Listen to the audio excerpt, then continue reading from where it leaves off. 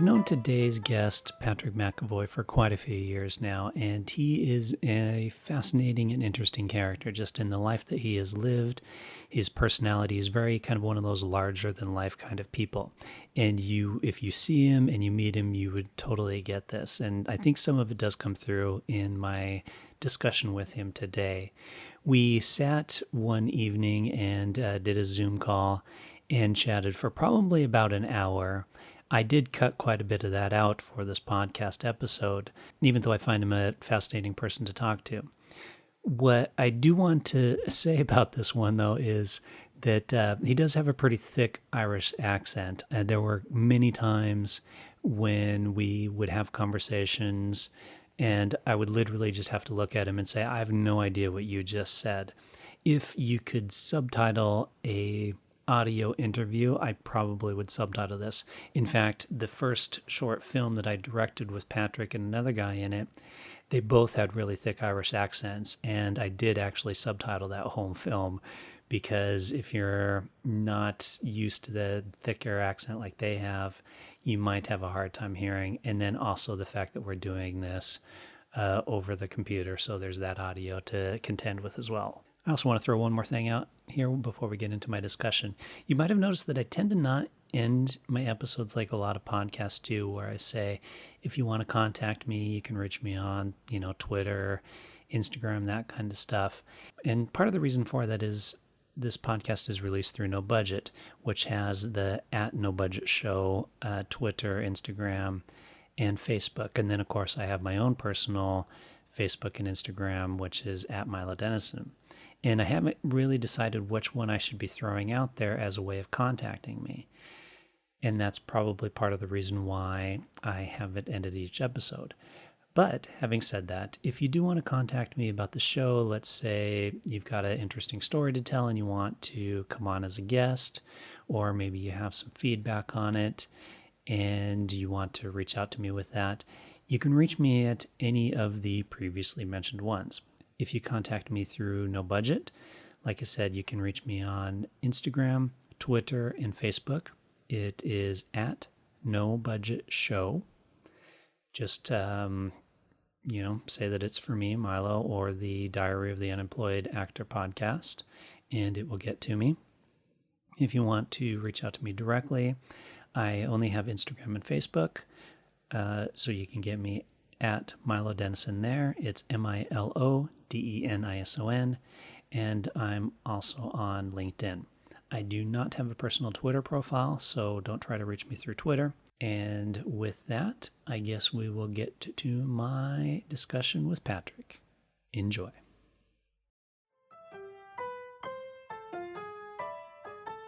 Welcome to Diary of an Unemployed Actor. Hosted by me, Milo Dennison. My guest today is Patrick McAvoy, a talented actor and musician residing on the Emerald Island. Do they still call it the Emerald Island? Is that a thing? Yeah, no, they do. Yeah. Green Emerald Isle, the diamond of the world. Up in the North Atlantic. This is it. Apparently Atlantis is not too far from here. We are, ancient Irish sacred Atlantis gifted ones. This is the center of the universe. All right. Well, to start off, I like to ask people, just tell me like a little bit, like what got you into acting? Like when did you start? Well, I grew up in the Dublin mountains, and I went from farming to building into no, from farming into quarrying. So quarrying like a rock Yeah, quarry. yeah. Oh, And okay. every aspect of it. So I went from that to building, and I worked in the building industry for many years, driving excavators, and went on to landscape gardening design, and I did that for a while. My father died in the middle of that thing. I was about 4.5 years in to the landscape gardening and designing, and my father died, and that set me on a different path. I asked myself, what did I really want to do, and I suppose acting, uh, singing, getting the message across, writing, um, was something that I slowly but surely fell in love with. What was the first thing you performed in Well, as an actor? the very first I see, I went to the Chancery. So for anyone listening, the Chancery is kind of a local, kind of a dive pub in Dublin. And the owner of the Chancery, by the way, will describe it as kind of a dive pub as well. The owner of the pub is a wonderful human being, if ever there was one, with a fantastic eye for light and design, and what a wonderful man that uh, he is to work with. What's his name again? He really is. I know. I was just trying to think that the same thing. I'm trying to remember his name. Such a beautiful Um, soul, if ever. I'm sure we'll remember it at some point throughout this thing. Well, the funny thing is, you, me, and him, we all worked on the same film Yeah, yeah. called Lion share. The Lion's Share. That's the one.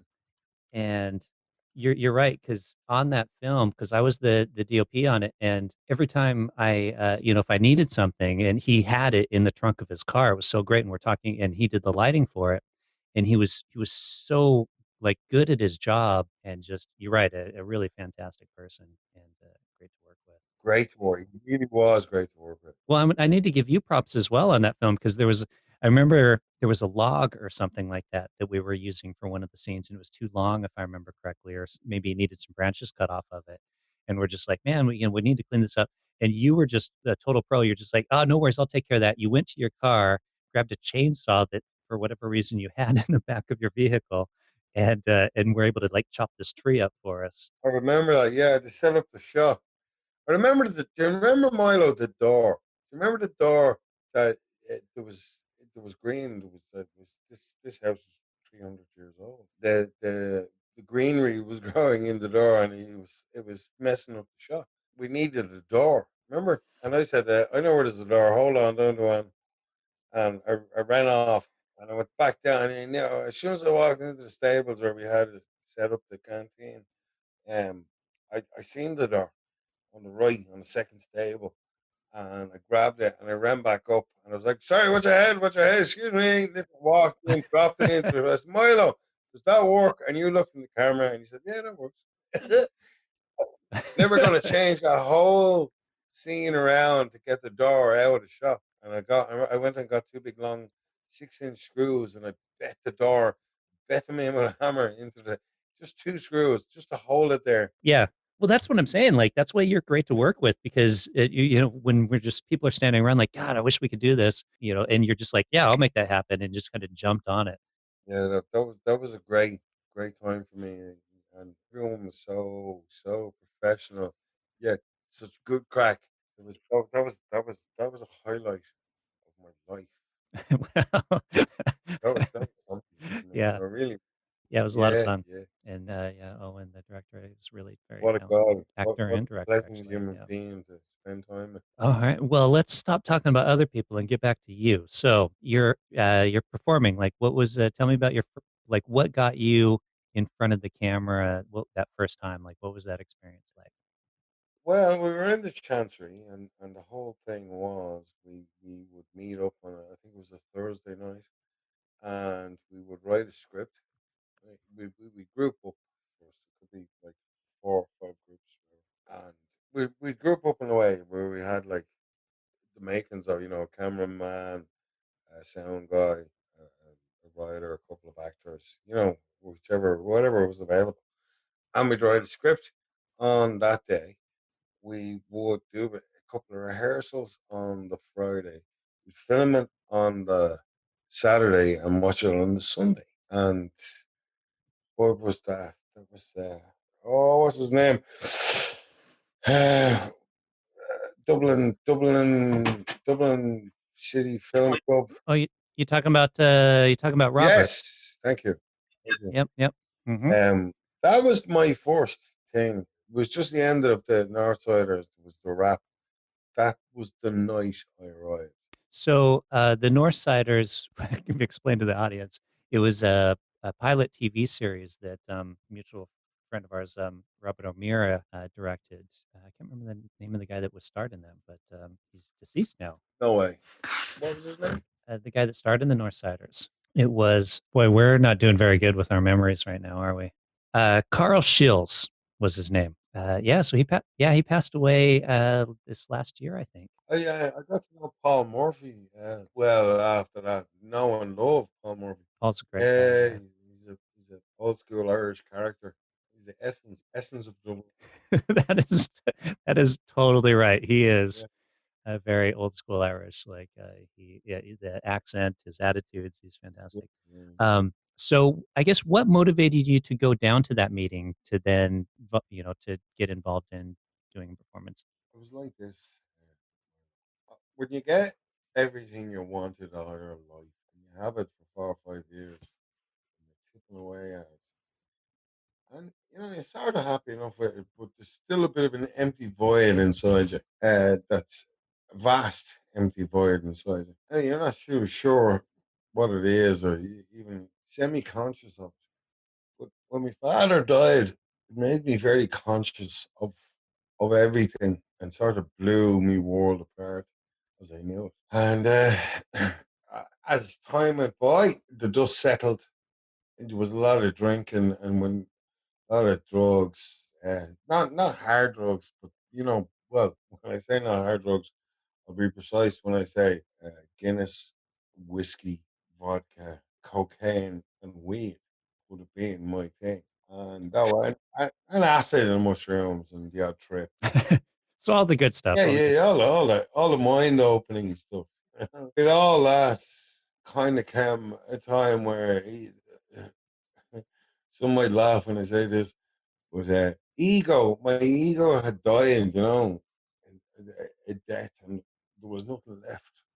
And that's when I started to hear the soul speak because the ego there was very little left of it, self esteem, a lot of other aspects that had left me sort of in a neutral state of nowhere, going nowhere, coming from nowhere, and it was a stagnant thing for a long time.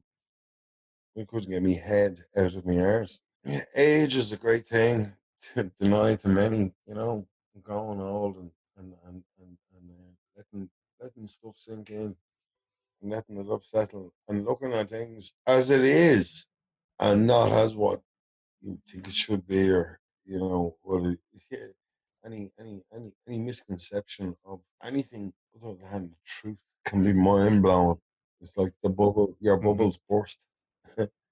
What are you going to fucking do now, lad? you know, kind of the conversation I had with myself. Anyways, and what do I want to do? It became a question to me, and that I looked at more than I ever looked at in my life. What do you want to do with yourself? And that's it. And that's what lights you up inside. What's gonna set you afire and make you feel more alive, and connected with the universe? Is like for me, it's a session or doing a take. You do it, and you do it in another take, and you do 6 takes, you do 8 takes, and on the eighth or ninth take, you feel something, and it's magic, and you feel like you nailed it, and you look in the camera, and you did.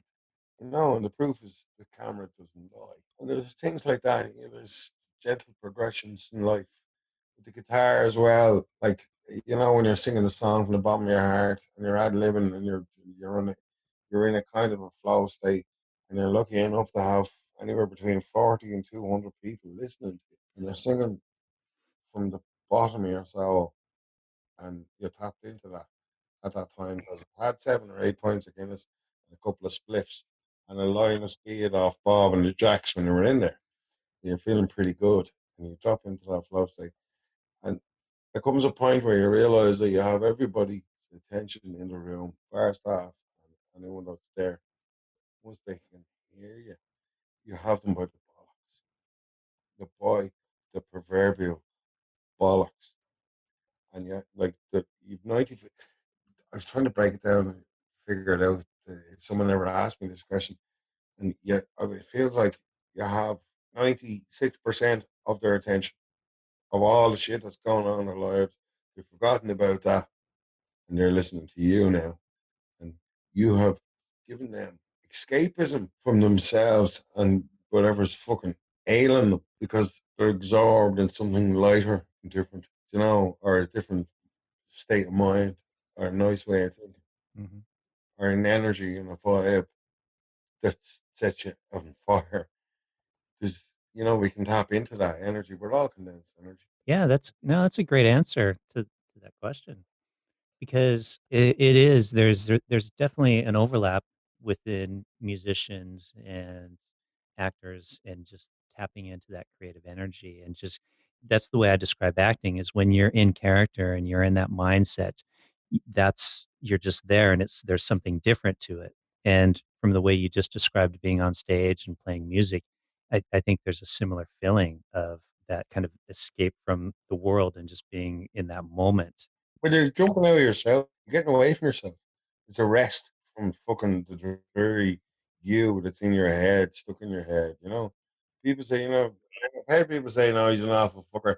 I says, he is an awful fucker, but that poor bastard has to go home and live in his own head. He can't get away from that.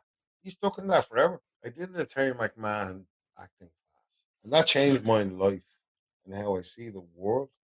It's not so much an acting class, it's life coaching. And it's an understanding of how the hook that is television, the hook that is people that are older, people that are in their, let's say, 60s or 70s, they've been watching Coronation Street for 56 years or five, whatever it is well.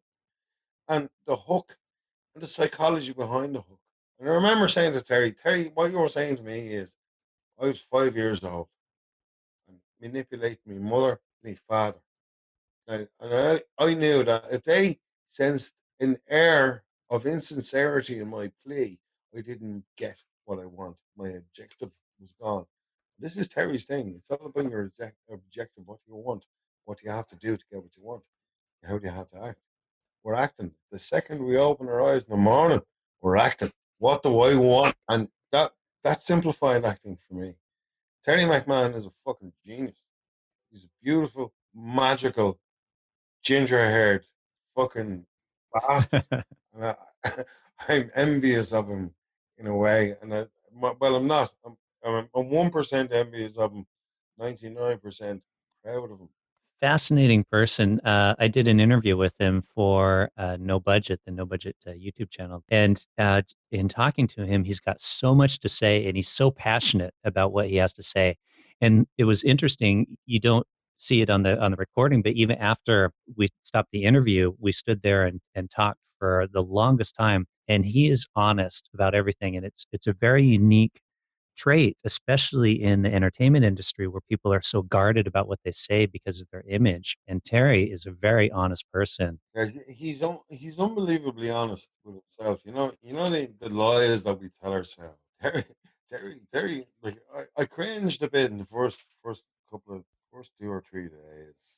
Like he made me see the lying, wretched bastard that I was. In a way. I don't mean that I was, but what I mean, I was lying to myself. And when I did Terry's class, it really shockingly broke it down for me and made it easier to breathe. It made it easier to get up in the morning. That's fascinating. So most people do acting classes and workshops to become better performers. But what I'm hearing is you got kind of more out of that just about living a bit of a better life. Is that But, like correct? how to see the world, how to look at things, how to look at people, how to look at television and media. Like I stopped looking at television a long, long time ago. Now I know I could. It'd be fair to say I'd be strung out on social media in a way, but uh, it's a constant stream of information and where you're going, what you're doing. I suppose science and technology is tapping into that as well. Like I seen a clip on telly the other day, and the man was talking about his Instagram and the thing and the selection and whatever you look at. So he was saying all I get to look at now is stock car racing and titties and ass. you know, and yeah, that's the way it's like recommended for you. For me, when I look at YouTube, what's recommended for me is Billy Connolly and all the great comedians and stuff that I'm interested in that I look at, that I listen to, that I'm feeding on. You know, Billy Connolly was one of the greatest comedians ever alive. Is he's still alive, He isn't he? is, Or he is. God bless. yeah, okay, I thought so. I know he's getting up there in years, but he's still kicking He's around. no, he's not even only still kicking around, man. He's still rocking it. He's off the stage now so much, but he's still in documentaries. He's touring around the world. He's still rocking. Yeah, he's brilliant. Yeah, I'm a huge fan of his. Yeah, He did a fascinating documentary where he rode a motorcycle, a three-wheeled motorcycle, across the United States, and just kind of interviewed and talked to people and stuff. And he did a stretch naked on it as well. Did you see that? yeah, yeah, yeah. I watched the whole series. Yeah, it was great. Ball start Yeah, clapping on he's the game. hilarious. Couldn't go over. He couldn't go over 50 miles an hour. The balls slapped. Yeah, deadly. What a man like this. I've uh recently my whole look was Billy Connolly look. You know. So I'm curious about that. You mentioned that. So to our audience, to describe Patrick, is he's a big guy, long white beard, long hair, and a perfect cast member for Vikings or Game of Thrones, and we'll get into that stuff later. But to describe you, that was kind of been your look for a very long time, and you just changed that look by shaving.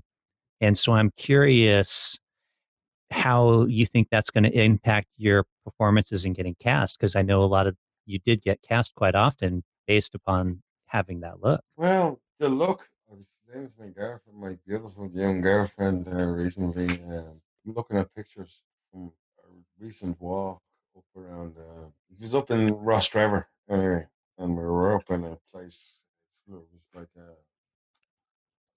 most beautiful place, breathtaking. It was the Lion, the Witch, and the Wardrobe, Narnia. It had a kind of a Narnia thing. Boy, I've gone through it, a really old forest, and we walked through it. With it, where was I going with that? But I was just asking about your look, and the fact that you changed your look, and if you think Oh that's yeah, gonna. there was. We were looking at pictures of that, and we're looking at. I was looking at myself in the mirror as I was looking at the pictures, and I was like, I looked like a mad bastard, just jumped out from under a bush. I'd been living there or come out of a cave or something. Oh no! But I look at myself now, like my head looks streamlined, and I still have the goatee, you know, down to my titties, my nipple, just about and the long hair. But I'm looking more wizardy and wiser, and about 15 years younger than I was beforehand. So let's talk about, because you've done a bunch of extra work on Game of Thrones and Vikings. So how did you find out about those opportunities and get involved in that? Well, Vikings was when Vikings came, they wanted 500. Well, they wanted a couple of thousand hairy people to choose from. So how did you get involved in the productions? Like, where did you hear about the auditions? Was it like a posting Well, somewhere? Or? it was everywhere. It was all over Facebook. It was all over Instagram. It was all over pretty much any social media you can think of. And so then you kind of you went down to the audition, and what was that like? Did they have you say anything, or was it mostly just let's have a look at you and see if you have the right look? Well, it was the open casting was the thing. You went and did the open casting, and whenever it was on, and they took a photograph of you, and you told them what you could do, and you either got a call or you didn't. It was a great experience, I have to say. You know, your inner child, your age, your 10-year-old, but that 10-year-old boy inside you, all of a sudden is a man, and he's dressed up, and he's given all the gear, looks the part, given the weapons to fucking pull it off, and he's let loose. What's a day like on the set? Like, what time did you have to get there in the morning, and how long were you there? And The last season I did was season 6 of Vikings, and I was living in Blackrock on the south side of Dublin Harbour. I had to walk up to the Largan Dual Carriageway from Blackrock. So when they didn't give us much warning. Can you do this? And I was like, yeah. Sent you back an email where to go, and are you traveling, are you driving, And I had to walk up to Slarkin Dual Carriageway, so it took me, I think, what was it, 45 minutes. I think it took me to walk from my house, where I was staying, to Slogan Carriage. So the night before, I walked it and timed how long it got me to the bus stop. And then I worked out how early I had to get up and all that. But they kind of, they'll work with you. If you were to get, if you were to get a featured role, or if you're lucky enough to get even to say a word or two, they would probably send a taxi and pick you up. So amazing difference. Like if your background, yeah, make sure you're at the bus stop on time. But if we're going to give you a line, yeah, it's really important to make sure so they'll pick you up. That's funny. Were they long days? Like what time did you like have to be there in the morning, and how long did they keep you into the evening?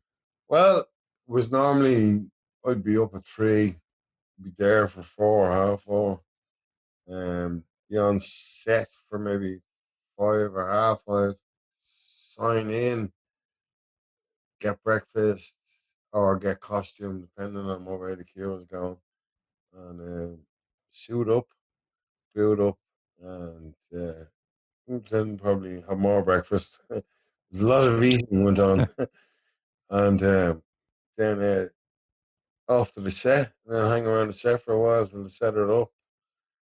Then action, then reset, action, reset, action, reset, action, reset, action, reset, action, and on to the next thing. Same thing, and blah blah blah. And that'll be your day, and then you mightn't get out of it till you could be getting home at 9 o'clock. You could be getting home at 3 o'clock in the morning. Long days. Did you have any rough, because you're filming in Ireland, which is, as I know, having lived there, not the best place for weather. How did that affect? Did you have days where the weather was just so bad you guys couldn't shoot, or they needed a scene to look a certain way? Well, in the film industry, they're very, very versatile. They can make it rain, they can make it snow, they can make it windy, they can make it sunny. And the only difference between them all is if they're going to make it sunny, it's indoors. Good old damp Ireland. Right. But Yeah. you know, they can make anything happen. They have hangars. You could fly a 747 into some of the hangars and land it and do a handbrake or the back of it. They're that big. It's pretty impressive Mm. what they have got. Like when I went out there in season 3, it was tiny. Season 3 of Vikings? Well, when I say tiny, I mean I thought it was huge, but when I went back out for season 4, it was twice the size, and another building bigger than the buildings and all the buildings that was on it. You know what I mean? And then Hmm. Kattegat, and then all it was just it's amazing, absolutely. And they have a river going through it, and they have lakes in it, and so they can film. You worked on Game of Thrones as well. Was there much of a difference between the two, since yeah, they had such different budgets? Like, was there a huge difference in like the food and how they treated the extras? Well, the sets were bigger. When I say bigger, I mean bigger, and they were everywhere. They had like the Queen's Road in Belfast. They had both sides of the road taken down for the best part of all. They have every castle taken, half a castle built onto it. They built castles just the whole set. Um, they were chasing cameramen. There was went very, very, very anal retentive on anyone taking pictures. We had camera. We had stickers put over the lens of our camera, our phone, camera on our phone. Oh, really? So so you guys couldn't take Yeah, pictures, and They post anything. No, Yeah, I missed a lot of. I just once may. I never seen myself look the way I looked in Game of Thrones as a dressed as wildling. It was pretty amazing, but not a picture could I yeah, take. With the Vikings, that didn't apply at all. You know, that was the difference there. But, yeah. I noticed that because I follow you on Instagram, so I saw some of your pictures that you posted from Vikings. yeah, I only put up one or two. There's something I want to say though about my experience on Vikings. Is there was I met this fella on the Vikings. The story is like this fella befriended me, full of tattoos, bald head, big long beard. Yeah, thought he was the Bulls bollocks. I don't know. I don't know how he did it. Right, I ended up like being friends with him for a while, and then I noticed he just he seemed like a cool enough guy at the time, and I didn't get it. You know, I was coming from a traumatized fucking place at that time. I suppose I was a bit fragile, but long and the short of it was I was going. I had a bit of trouble at home as well, and I mentioned it to him, and he said to me, "Sure, my mom has a place down in just down the road from me, Belgrade. Sorry, Belgrade. That's where it was." And he uh, he said you can have it, you know. So I went down and I ended up staying there. Well, just for the weekend sometimes or for a couple of days, just to get my head together, you know, to get out of the house because there was a bit of hassle in the house, with the house and around the house. He ended up telling everybody that I didn't pay his mother the rent that I owed her, and I remember him asking me of all the girls here, there was like two or three. Jesus, there was 400 girls there. Which one? He asked me which one would you go for yourself, you know? And I told him which one, and I told him why. And it wasn't a week later he was with her, you know, Okay. type of guy. And he since went on like to make up stories. Like he ruined my experience in a lot of ways in Vikings because he had me tarnished as a bad man because I didn't pay his mother the rent. Number one.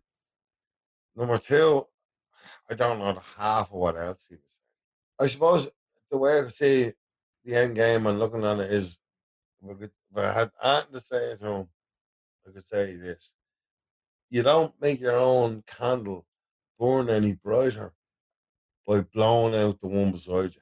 Oh, that's an interesting saying. I've never heard Yeah, that. well, that's the one that stuck with that for me, because that's what he did, and you know, you know, like I'm a big fella, and I came from Tala and the mountains, and I know how to fight. I fucking loved it when I was a young fella, and because I was very good at it.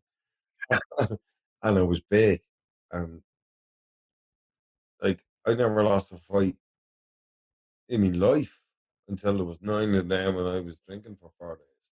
You know, that was the first fight I lost, and um, I could pull him apart like a cooked turkey. And I met him on the site on Vikings a couple of times, and I was afraid. I was afraid that if I started and he got cheeky with me, I I would publicly rip him apart like a cooked turkey, you know. And he got Hmm. away with a lot of fucking bad stuff, you know. And I feel sorry for him in a way, but I would love for everybody to know that what he said wasn't true because there's a lot of people out there still believe, I think, what he said, and it kind of hurts me because I met some amazing people on Vikings. And it was every one of them, bar Phil Rigney, was a fucking pleasure to me, you know. And he Hmm. he kind of tarnished all that. Oh, that's too bad. It is too bad, but I figure I'm gonna make it right somehow. I thought maybe saying this to you might make it right somehow. Well, hopefully. I mean, I know based on my personal experience of working with you numerous times on films and just knowing you that I would speak very highly of you as being a like an honorable and trustworthy person. By the way, uh, Combe Sexton, Call him Sexton. the That's the yes, angel we speak of. uh, so anyone listening, if you're looking for a brilliant lighting guy in Dublin, that's the guy to talk This is guy can do anything, and he's such a pleasure. He's to. wise. He's wise beyond his years. He's like the Yoda of us all. He's a beautiful man. I was gonna say, should we wrap up or? Yeah, I don't mind. Do you want to wrap up? Do you want to talk about something else? I don't mind.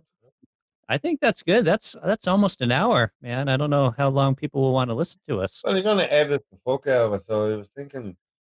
Well, that's more work for me then. Oh, That's more. That's what the I'm longer we good with that. record, Yeah, that's yeah, more. That's the longer editing.